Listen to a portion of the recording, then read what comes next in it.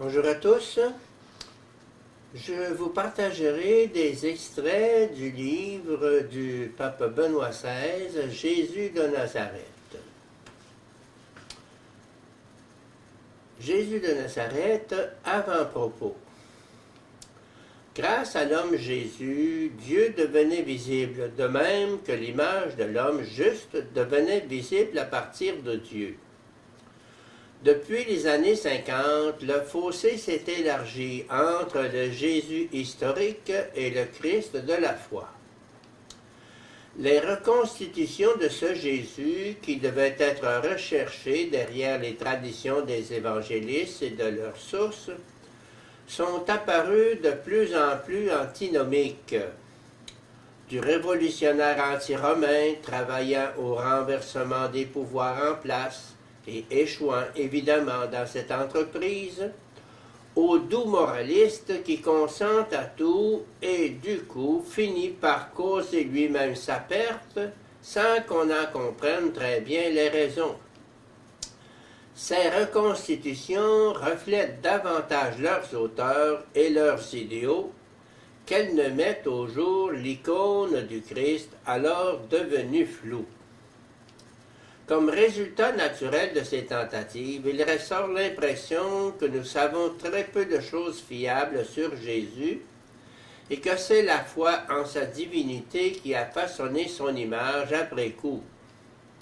Une telle situation est dramatique pour la foi, car le vrai point d'appui dont tout dépend, l'amitié intime avec Jésus, demeure incertain. Snackenberg résume toute une vie de recherche en concluant qu'une entreprise scientifique usant de méthodes historico-critiques aura bien du mal à fournir une image satisfaisante du personnage historique de Jésus de Nazareth. Snackenberg fait cependant ressortir clairement le point décisif en faisant un donné réellement historique, la référence à Dieu et le lien intime avec Dieu qui sont le propre de Jésus. La méthode historique est et reste une dimension indispensable du travail exégétique. Par nature, la méthode doit nécessairement situer la parole dans le passé. La méthode historique doit non seulement rechercher la parole comme appartenant au passé, mais elle doit aussi la laisser dans le passé. Elle doit de ce fait traiter les paroles auxquelles elle a affaire comme des paroles humaines. Elle peut certes entrevoir la plus-value que recèle la parole, mais son objet propre demeure la parole de l'homme en tant que parole humaine. En fin de compte, elle voit les différents livres de l'Écriture dans leur temps historique. Mais l'unité de toutes ces Écritures en tant que Bible n'a rien pour elle d'un donné historique brut. Il faut retenir que la limite de toutes les tentatives de connaissance du passé est qu'on ne peut aller au-delà de la sphère des hypothèses, puisqu'en réalité, il est impossible de ramener le passé au présent.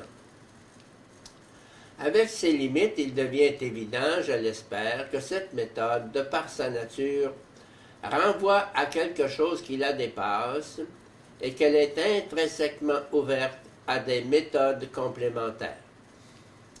Dans la parole des hommes se fait entendre quelque chose de plus grand. Les différentes écritures renvoient d'une manière ou d'une autre au processus vivant de l'écriture unique qui est à l'œuvre en elle. Le projet d'exégèse canonique vise à lire les différents textes en les rapportant à la totalité de l'écriture unique. Quiconque veut comprendre l'écriture avec le même esprit qui l'a fait écrire doit considérer le contenu et l'unité de l'écriture tout entière. Le Concile ajoute qu'il faut aussi tenir compte de la tradition vivante de toute l'Église et de l'analogie de la foi, les correspondances intérieures dans la foi. Le processus par lequel les paroles transmises dans la Bible deviennent écriture est un processus de perpétuelle relecture dans une situation nouvelle. Les textes anciens sont l'objet d'une nouvelle réception, d'une nouvelle compréhension, d'une nouvelle lecture. Au fil des lectures et des relectures, des corrections, des approfondissements et des amplifications, l'élaboration progressive d'une écriture se déroule comme un processus de parole ouvrant petit à petit ses potentialités intérieures, qui sommeillaient en quelque sorte comme des semences, attendant pour fructifier d'être fortement incitées par des situations nouvelles, des expériences et des souffrances nouvelles.